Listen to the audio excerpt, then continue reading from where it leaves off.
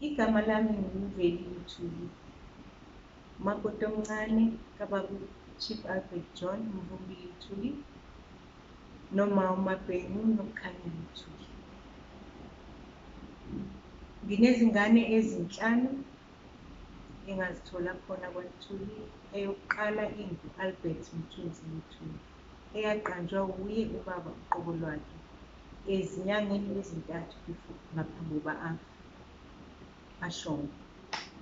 Engikuthandayo nokungihlaba umxhwele ukuthi laba baholi ababili, ubaba Mandela nobaba uLuthuli, izinto zabo zazixhumene kakhulu, ngathi nje intertwined igama lezwi lasemzulu.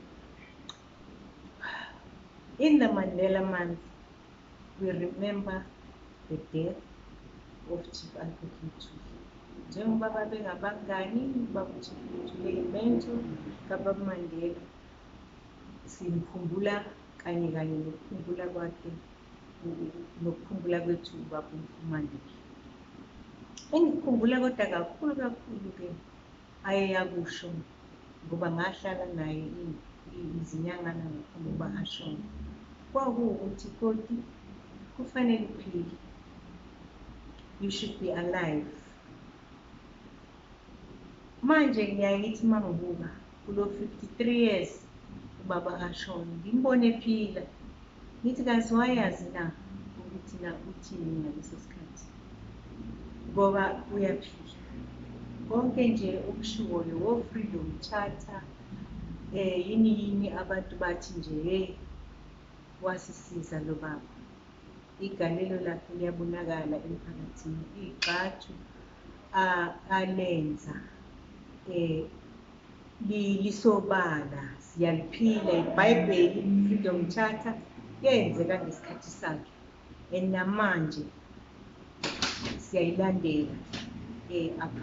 Ayikho intuthuko, ayikho impilo, ayikho inhlalakahle engayiphathi i-freedom charter. Ngakho-ke siyabonga kakhulu. Engikukhumbula kakhulu ukuthi wathi masiphile, konke okwenzayo kufanele kuphilise long after you are gone. Abantu bakukhumbule ngendlela yokuthi nabo baphile ngoba nawe waphila. Egameni leNkosi Jesu Kristu ngiyamkhumbula ubaba, wayeyikholwa kakhulu. Ngiyafisa ukuthi nasezulwini ngabe kuhleli kahle. Amen.